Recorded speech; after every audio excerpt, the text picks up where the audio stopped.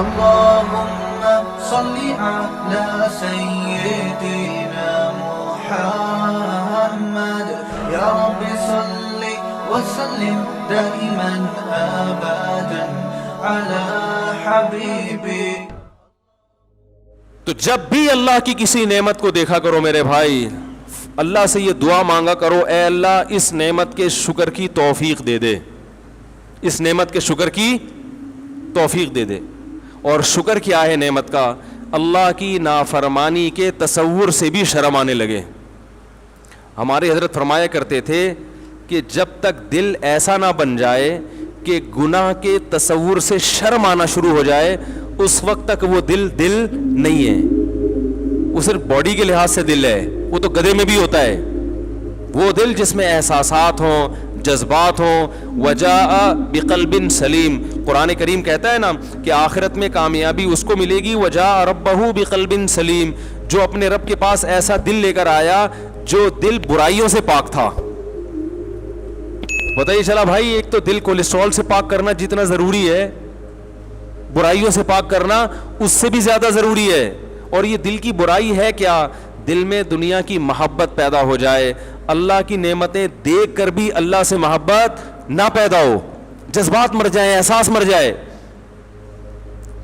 دیکھو ایک بات سنو, کوئی آپ پر احسان کرے صبح و شام, پھر وہ آپ کو ایک چھوٹا سا کام کہے, اگر آپ کا دل زندہ ہوگا تو آپ کو اس کام کا انکار کرتے ہوئے شرم آئے گی کہ نہیں آئے گی؟ بولو نا بھائی. اگر آپ کو شرم نہیں آ رہی, آپ نے کام تو کر دیا, اس کی نافرمانی نہیں کی, کام تو کر دیا, آپ نے کہا اتنے احسان کیے ہیں تو چلو یار میں کر لیتا ہوں, کیا جا رہا ہے, تو بھی ٹھیک ہے, لیکن اتنا ٹھیک نہیں ہے. ہونا یہ چاہیے کہ آپ کو انکار کرتے ہوئے شرم آ رہی ہو, یہ کیفیت پیدا ہو جائے. تو علماء کہتے ہیں, بزرگان دین کہتے ہیں کہ صرف اتنا کافی نہیں ہے کہ آپ گناہ چھوڑ دیں, زنا چھوڑ دیں, شراب چھوڑ دیں, نماز قضا کرنا چھوڑ دیں, والدین کو ستانا چھوڑ دیں, رشوت کھانا چھوڑ دیں, بد نظری چھوڑ دیں, انٹرنیٹ پر بیہودہ فلمیں, فحش چیزیں, ویب سائٹیں دیکھنا چھوڑ دیں, لڑکیوں سے حرام لذتیں حاصل کرنا چھوڑ دیں.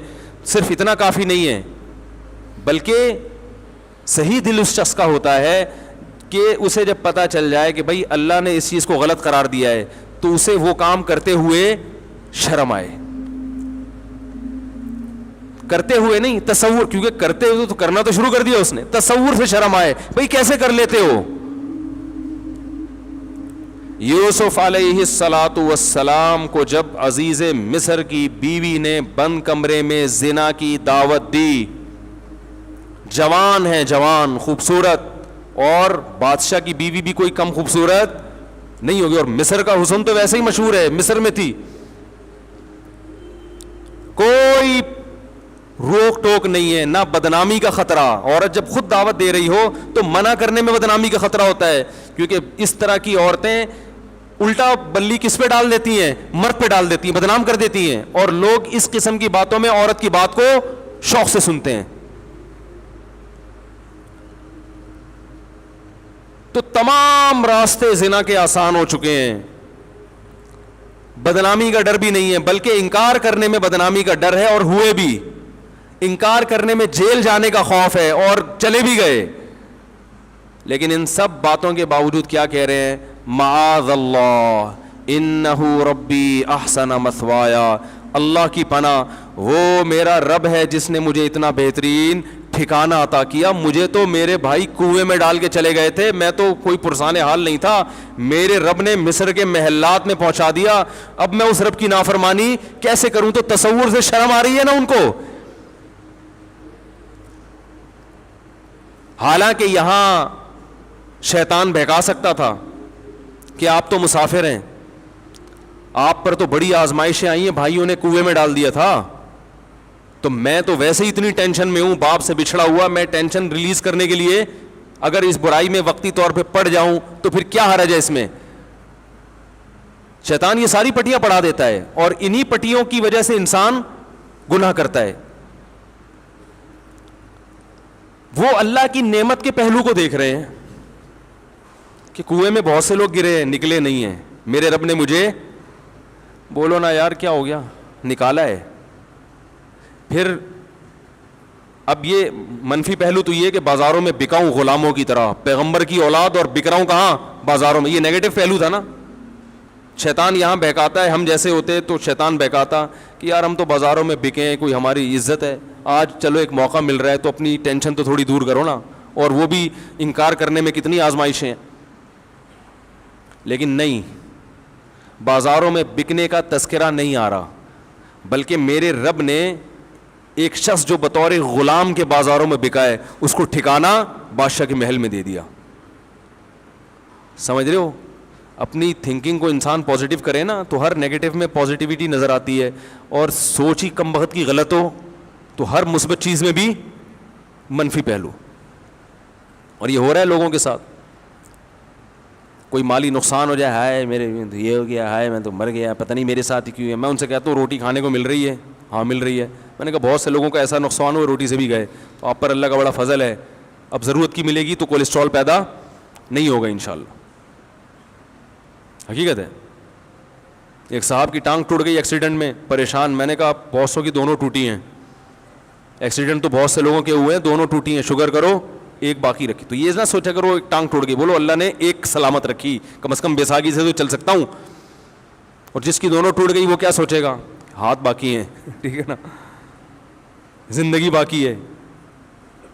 جو منفی سوچ رکھنے والا آدمی وہ کبھی بھی خوش نہیں رہتا, اور اللہ بھی خوش نہیں ہوتے اس سے. رسول اللہ صلی اللہ علیہ وسلم نے فرمایا, اللہ تعالیٰ کا ارشاد ہے, انا عند ظن عبدی بی, کہ بندہ میرے بارے میں جیسا گمان رکھتا ہے میں اس کے ساتھ ویسا ہی معاملہ رکھتا ہوں. وہ اگر سمجھتا ہے اللہ میرے ساتھ غلط کر رہا ہے تو پھر تمہارے ساتھ غلط ہی ہوگا, اور اگر تم سمجھتے ہو اللہ میرے ساتھ اچھا کر رہا ہے تو اس غلط میں بھی اچھا ہو جائے گا, اللہ اس میں برکت رکھ دے گا. تو یوسف علیہ الصلوۃ والسلام کیا کہہ رہے ہیں کہ میرے رب نے مجھے ایسا ٹھکانہ دے دیا, معاذ اللہ, اللہ کی پناہ, احسن مثوایا, ایسا بہترین ٹھکانہ دیا. حالانکہ وہ جھونپڑی میں بھی رہتے تو یہی کہتے, لیکن جو جو نعمتیں ملی ہیں ان کو کیا کر رہے ہیں؟ ہائی لائٹ کر رہے ہیں ان کو. انہ ربی احسن مثوایا. اللہ کو آپ کا یہ جملہ کتنا پسند آیا, کتنا پسند آیا. اللہ فرماتے ہیں ہم نے یوسف کو برائی سے بچایا, کذالک لنصرف عنہ السوء والفحشاء, اس طرح ایسا ہوا تاکہ ہم ان کو برائی سے ہم نے ان کو پھیر دیا, اس لیے کہ وہ ہمارے مخلص بندوں میں سے تھے. تو انسان جب کوشش کرتا ہے تو اللہ کی مدد بھی اس کے ساتھ شامل ہوتی ہے. زانی دنیا میں بہت گزرے ہیں, آج بھی لوگ ذرا ذرا سی بات پہ زنا کر لیتے ہیں. زنا ہمارے معاشرے میں بہت تیزی سے پھیل رہا ہے, کیونکہ ہماری حکومتوں کی پالیسیاں ایسی ہیں کہ وہ عفیف اور پاک دامن معاشرہ چاہتے ہی نہیں ہیں. ابھی جو گورنر نے قانون پاس کیا تھا نا عبایا کا اسکولوں میں, ہمارے ایک استاد سے اس گورنر صاحب کی بات ہوئی, انہوں نے بتایا کہ وہ گورنر کہہ رہے ہیں میں اکیلا لڑ رہا ہوں اور میرا ساتھ دینے والا ایک آدمی بھی نہیں ہے. ظاہر ہے بیچارے کو ہتھیار ڈالنے پڑے, سب لوگوں نے مخالفت کی, جتنے بھی ہمارے حکومت میں نمائندے بیٹھے ہوئے ہیں سب نے عبایا کی مخالفت کی. تمہارا کیا جا رہا تھا یار, اگر وہ بچیاں عبایا پہن لیں تمہیں کیا تکلیف ہو رہی ہے اس سے؟ وہ گورنر یہاں تک بیچارہ اتنے پریشان ہوئے, وہ گورنر صاحب وہ کہنے لگے کہ میں نے ارادہ کیا میں استعفیٰ دے دیتا ہوں. ایک عبایا کا قانون جس میں نہ کوئی دیوبندی, بریلوی, اہل حدیث کوئی اختلاف نہیں ہے, شیعہ بھی مانتے ہیں, سب مانتے ہیں, اور ساری دنیا مانتی ہے کہ پاکستان اسلام کے نام پہ وجود میں آیا ہے. اگر قائد اعظم رحمہ اللہ تعالی اس وقت اسلام کا نام استعمال نہ کرتے پاکستان وجود میں نہ آتا. تو یہ ناشکری ہے یا نہیں ہے کہ اللہ نے جب آپ کو ایک نعمت دے دی, آپ کو ایک کنٹری دے دیا, اللہ نے اپنا کام کر دیا, اور آپ اللہ نے جو آپ کی ذمہ داری لگائی تھی آپ وہ پورا کرنے کے لیے تیار نہیں ہیں. ایک قانون پاس ہونے کے بعد ختم ہو رہا ہے, تو بس زلزلے نہیں آئیں گے تو کیا آئے گا میرے بھائی؟ تباہی نہیں آئے گی تو غربت, مہنگائی. دیکھو مسلم کنٹریز کو غیر مسلم پر قیاس مت کرو, ان کی کامیابی کے اصول کچھ اور ہیں, ہماری کامیابی کے اصول کچھ اور ہیں. بنی اسرائیل پیغمبروں کو مانتے تھے, جب انہوں نے پیغمبروں کی نافرمانی کی اللہ نے غلام بنا دیا. اور فرعون پیغمبروں کو شروع سے ہی نہیں مانتا تھا, اس کو اللہ نے حکومت دے دی تھی. وہ تو پہلے سے نافرمان تھا, مگر پھر بھی مصر میں فرعون کو ایک تھوڑی تھا, فرعون تو بہت سارے تھے, انہیں کی حکومت تھی. حالانکہ وہ تو بنی اسرائیل سے بڑا نافرمان تھا, وہ تو کہتا تھا میں رب ہوں, پھر بھی اللہ نے فرعون کو حکومت دی. اور بنی اسرائیل جو اللہ کو مانتے ہیں مگر اللہ کی نافرمانی کرتے ہیں, اللہ نے ان کو کیا بنا دیا؟ غلام بنا دیا. پھر جب بنی اسرائیل موسیٰ علیہ السلام کی دعوت پر لبیک کہتے ہیں اور پھر شریعت کو فالو کرتے ہیں, پھر اللہ انہیں دوبارہ فرعون پر حکومت عطا کرتے ہیں. کافر کتنا بھی اللہ کا نافرمان بن جائے, کیسا باغی بن جائے, وہ دنیا میں کامیاب ہو سکتا ہے. مسلمان خدا کی قسم کامیاب نہیں ہو سکتا, ذلیل در ذلیل در ذلیل ہوتا رہے گا. ہمارے لبرل حکمران سمجھتے ہیں کہ ہم عبایا کا قانون ختم کر کے, کو ایجوکیشن کو بحال کر کے, ملک میں اس طرح کا ماحول پیدا کر کے جو بڑی طاقتیں ان کو خوش کر لیں گے, ان سے قرضے مل جائیں گے اور ملک ترقی کرے گا. نہیں کرے گا, آپ کا تشخص ختم ہو جائے گا, آپ دنیا میں ذلیل سمجھے جاؤ گے, غلام سمجھے جاؤ گے. دنیا کہے گی نہ یہ ادھر کے ہیں اور نہ ادھر کے. دیکھو مسلمان کتنا مرضی بے حیا ہو جائے, وہ اس میں کافروں کا مقابلہ نہیں کر سکتا. لوگ مجھ سے میرے تو ہر قسم کے طبقے کے ساتھ بیٹھنا ہوتا ہے نا, اکثر لوگ مجھے کہتے ہیں, ہمارے جو دوست احباب ہیں نا, کہتے ہیں یار یہ پاکستان فلمیں بناتا ہے, ویسی بنتی نہیں ہے. ہمارے ایک سنگر سے کچھ دن پہلے ملاقات ہوئی, غریب, تو میں نے کسی دوست سے پوچھا, میں نے کہا یہ تو سنگر ہے بھائی, اس کو تو پیسہ ہونا چاہیے. انہوں نے کہا پاکستان کے سنگروں کے پاس پیسہ, بولو بھائی, نہیں ہوتا. یہ اس طرح سے ناچ ہی نہیں سکتے جیسے ہندو ناچتے ہیں, یہ اس طرح کی فلمیں بنا ہی نہیں سکتے جیسی. تو میں نے کہا بھائی وہ بے حیائی کی وجہ سے اگر ان کو ترقی ہو رہی ہے تو یہ بھی کہہ رہی ہے یہ وہ اس اسٹائل میں بے حیائی بھی نہیں پھیلا سکتے, پکڑے جاتے ہیں. تو میں نے کہا دیکھو یہ اس کی علامت ہے کہ مسلمان ہے نا, وہ کتنا بھی ان جیسا بننے کی کوشش کرے گا وہ بنتا نہیں ہے, ان جیسا ناچ ہی نہیں سکتا, کیونکہ ناچنا کوئی پسندیدہ کام تھوڑی ہے. بتاؤ کوئی صدر یا وزیر اعظم اگر ناچے اچھا لگے گا؟ پتہ چلا ناچنا انسانی وقار کے خلاف ہے. تو جو چیز وقار کے خلاف ہے اس میں کافر ہم سے زیادہ اچھا ہے. ان کے یہاں مائیکل جیکسن بھی پیدا ہوگا, ان کے یہاں اس جیسے ڈانسر پیدا ہوں گے, ہمارے یہاں بڑے مشکل ہیں, کیونکہ وہ اس طرح ہو تھوڑا سا ایک غیرت کا رہے گا نا وہ, تو وہ وہاں تک نہیں پہنچ سکتے بھائی آپ ان چیزوں میں. بہت مشکل ہے سمجھانا. آپ جتنی بھی کوشش کر لو تو چھوڑ دو ان کو, بولو یہ ناچنا گانا آپ میراثی ڈھولکی آپ اچھے ہو, آپ ڈیفنس کی لائن میں محنت کرو, آپ ایجوکیشن پہ محنت کرو. ہم نہیں ہو سکتے ویسے. تو اللہ نے ایک حدود رکھی ہے نا, ایک پردہ رکھا ہوا ہے. دیکھو اسلامی ملکوں میں بھی بہت ساری ملکوں میں بے حیائی پھیلی ہے, لیکن پھر بھی وہ یورپ کا مقابلہ نہیں کر سکے. ترکی بڑا لبرل کنٹری ہے, اور ایک تقریباً 100 سال سے لبرل بنانے کی ان کے حکمرانوں نے پوری ایڑی چوٹی کا زور لگا دیا کہ ترکی کی گورنمنٹ کو, ترکی کی جو حکومت ہے یا ترکی کی جو کنٹری ہے اس کو بالکل یورپ جیسا بنا دو, مگر اب بھی یورپ جیسا نہیں بنا سکے, کیونکہ وہ کلمہ گو مسلمان ہے, اسلام کے اثرات ہیں ان کی نسلوں میں. بہت بے حیائی پھیلی ترکی میں, مگر پھر بھی یورپ جیسے نہیں بن سکے. ایک لاشعوری طور پر نا ان میں حیا ٹرانسفر ہوئی ہے. تو آپ میرے بھائی جس ترقی میں ان کا مقابلہ کرنا چاہتے ہو, جس قسم کی ترقی میں جو لبرلزم والی ترقی ہے, آپ ان کے برابر نہیں پہنچ سکتے. وہ اپنے ملکوں میں ان کو یہ چیزیں آپ سے زیادہ اچھی نظر آتی ہیں, آپ ان جیسے نائٹ کلب نہیں بنا سکتے. تو آپ حیا کو فروغ دو تاکہ وہ کمپیئر کریں کہ یار ہمارے معاشرے میں دیکھو اور ان کے معاشرے میں دیکھو, ہمارے اسکول کی بچیوں کو دیکھو کیسی بے شرم ہوتی ہے, اور مسلمان ملکوں کے اسکول کی بچیوں کو دیکھو اسکارف لے کے بیٹھی ہوئی ہیں. اس طرح سے تو شاید آپ کا کوئی تشخص برقرار ہو جائے اور آپ کو کچھ لوگ ان میں سلوٹ کرنا شروع کر دیں, ورنہ آپ نہ ادھر کے رہو گے اور نہ ادھر کے رہو گے. وہ کہتے ہیں نا کوا چلا ہنس کی چال اپنی بھی بھول گیا. تو چھوڑ دو اس چیز میں, آپ کو عزت نہیں ملے گی. عرب کنٹریز کا بھی یہی حال ہے, بے حیائی کو پھیلا دیا تو کیا ان عربوں کی عزت ہو رہی ہے دنیا میں؟ مجھے یاد ہے ہم بچپن میں کتابیں پڑھا کرتے تھے, کوئی گورا عرب کنٹری میں وزٹ کر کے آتا جہاں اسلام نافذ ہے, خوش ہو کے جاتا.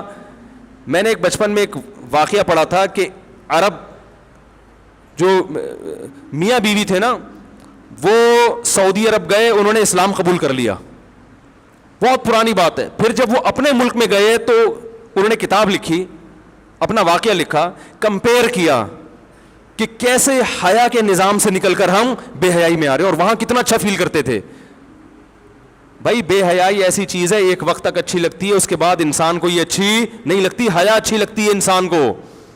آپ اپنے ملکوں میں اگر بے حیائی پھیلاؤ, یہ پرانے سعودی عرب کی بات کر رہا ہوں, اب بھی بہت ملکوں سے بہت بہتر ہے, لیکن جا اسی ٹریک کی طرف رہا ہے جہاں ساری دنیا جا رہی ہے. تو وہ ان چیزوں سے آپ سے متاثر نہیں ہوں گے, وہ کہیں ہمارے ملکوں میں یہ تم سے زیادہ ہیں, تم کہاں تک پہنچو گے. حیا کے نظام کو آپ فروغ دو تو وہ آپ کو سلوٹ کریں گے, کہیں گے ہمارے ہاں سب کچھ ہے, یہ نہیں ہے. تعلیم بھی ان کے ہاں بہت ہے. تو آپ نے ایک چیز آپ کا ترہ امتیاز تھی, ایک چیز آپ کے لیے قابل فخر تھی. دیکھو ایک آدمی کی بیوی مکمل پردہ کرتی ہو یا پردہ بالکل نہ کرتی ہو, تو اگر بالکل بھی پردہ نہیں کرتی, بالکل گوروں کی طرح رہتی ہے, تو بہت سی ماڈرن عورتیں اس کو لائک کریں گی, ماشاءاللہ براڈ مائنڈیڈ ہے. دیندار عورتیں پسند نہیں کریں گی. ایسا ہی ہوگا نا. اور ایک خاتون بہت زبردست پردہ کرتی ہے, تو ماڈرن عورتیں ممکن ہے کچھ اعتراض کریں, لیکن دیندار خواتین اس کو لائک کریں گی. لیکن جو بیچ کی خاتون ہے اسے نہ پردے والی پسند کریں گی اور نہ, بولو بھائی, ماڈرن عورتیں.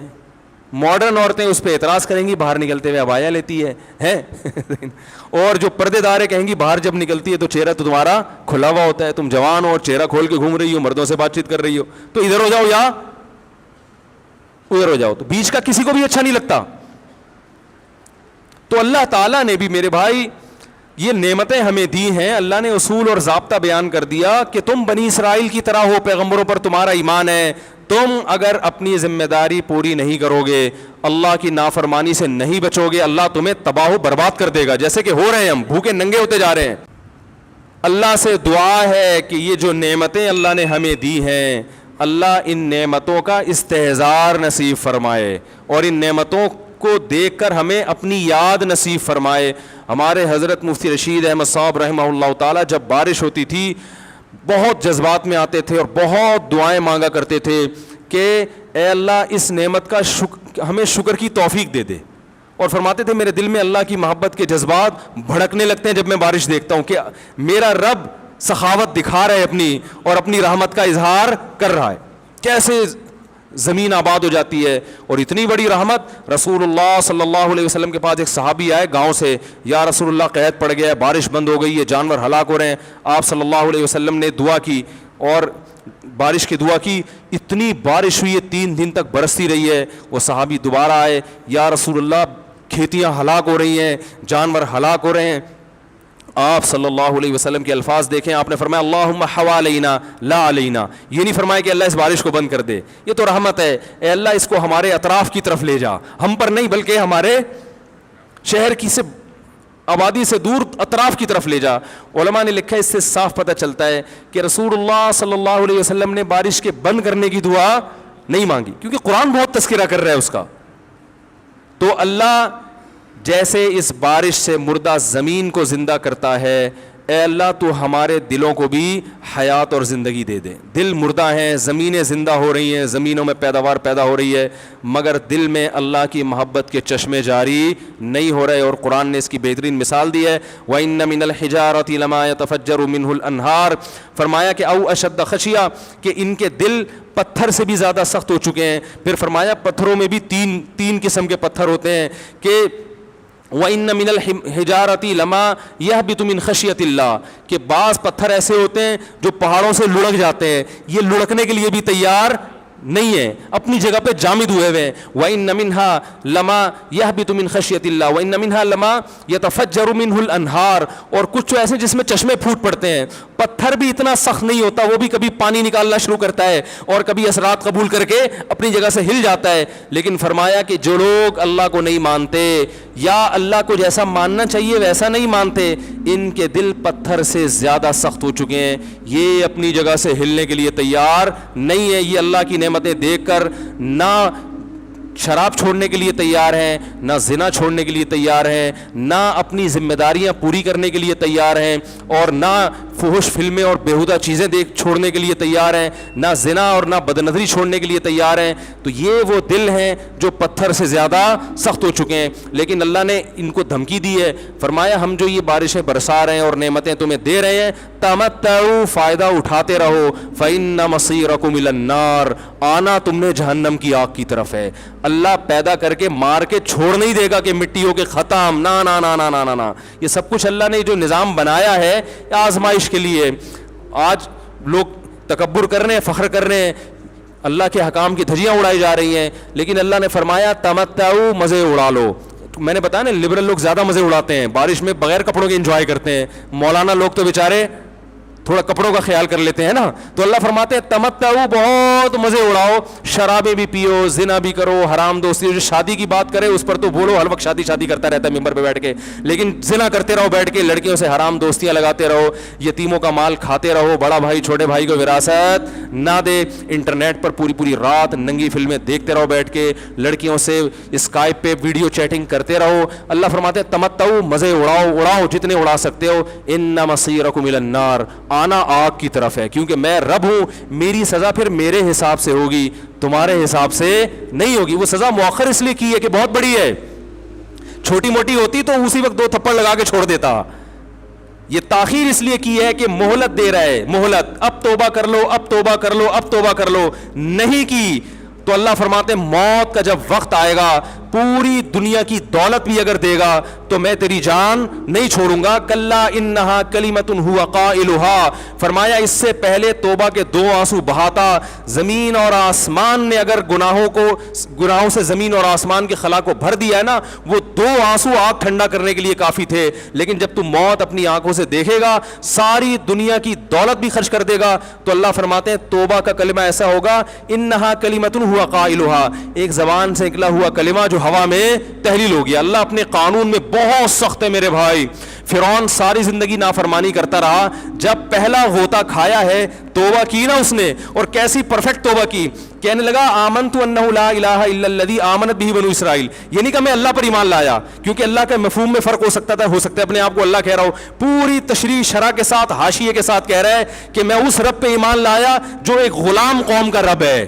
صحیح ہے نا, میری جو بنی اسرائیل جو میرے غلام تھے نا, وہ جس کو رب مانتے ہیں میں اس پر کو رب مانا میں نے. اللہ فرماتے ہیں آل آنا, اب ایمان لا رہا ہے, وقد عصیت قبل, اس سے پہلے تو نے نافرمانی کی ہے, ایسا عبرت کا نشان بناؤں گا. فالیوم ننجیک ببدنک لتکون لمن خلفک آیا, تو مر جائے گا تیری باڈی سلامت رہے گی, آنے والے لوگ قیامت تک تیری باڈی کو دیکھ کر عبرت حاصل کرتے رہیں گے کہ یہ ہے جس نے زمین پر ایسی حکومت کی کہ اس کی حکومت کے کھوٹے زمین پہ گڑ گئے. آج کیسا عبرت کا نشان بنا ہوا ہے, کیسا پڑا ہوا ہے, مسالے لگا لگا کے تو اس کو محفوظ رکھا جا رہا ہے. اور اللہ فرماتے ہیں یہ تو اس کی باڈی ہے جو تمہیں نظر آ رہی ہے, اس پر گزر کیا رہی ہے ہم تمہیں بتاتے ہیں. النار, آگ ہے, یعرضون علیہا غدوا وعشیا, جس آگ پر صبح اور شام اس کو جلایا جاتا ہے. وَيَوْمَ تَقُومُ السَّاعَةُ, اور جب قیامت قائم ہوگی, أَدْخِلُوا آلَ فِرْعَوْنَ أَشَدَّ الْعَذَابِ, اللہ فرمائیں گے کہ ہم حکم دیں گے فرشتوں کو کہ فرعون کو اس سے سخت عذاب میں ڈال دو.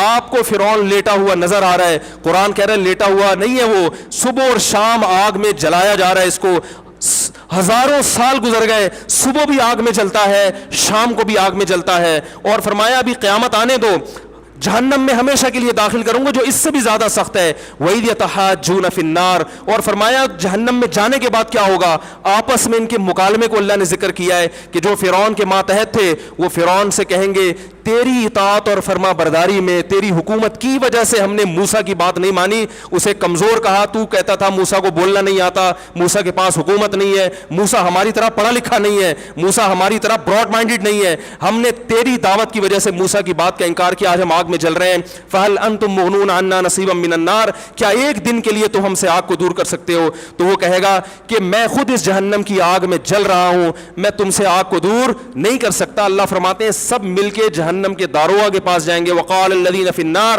لخزنۃ جہنم ادعوا ربکم, کہ فرشتوں سے کہیں گے تم اللہ سے دعا کرو کہ کچھ عذاب میں تخفیف ہو جائے, کچھ مہلت مل جائے. تو فرشتے جواب میں کہیں گے کہ کیا تمہارے پاس ڈرانے والا نہیں آیا تھا؟ موسیٰ کلیم اللہ جس سے اللہ کوہ طور پہ ہم کلام ہوا کرتا تھا, اس نے تمہیں ڈرایا نہیں تھا کہ تم اللہ کی نافرمانی چھوڑ دو؟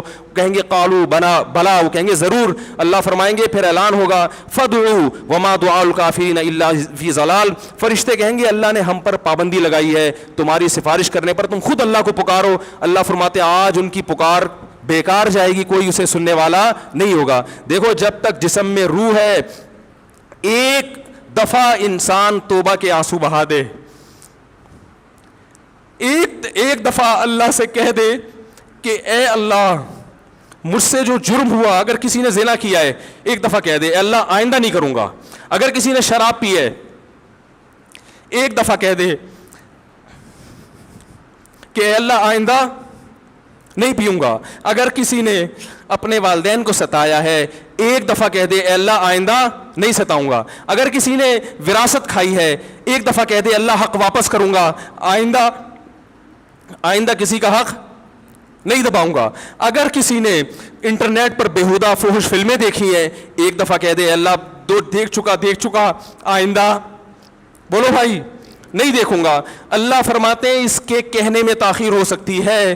وَمَن يَعْمَلْ سُوءًا أَوْ يَظْلِمْ نَفْسَهُ ثُمَّ يَسْتَغْفِرِ اللَّهَ یجد اللہ غفور الرحیم, کہ ایسا ہی بڑا سے بڑا جرم کر لے, اس کے بعد جب اللہ سے توبہ کرے گا بشرطے کہ روح جسم کے اندر موجود ہو, اللہ فرماتے ہیں یجد اللہ غفور الرحیم, اللہ صرف گناہ کو معاف نہیں کرے گا بلکہ یہ اللہ کو غفور اور رحیم پائے گا. غفور بھی پائے گا, پانے کا مطلب ہے محسوس کرے گا کہ اللہ نے اس کے جرم کو معاف کر دیا ہے, اور رحیم بھی پائے گا کہ مزید رحمتیں بھی کر رہا ہے.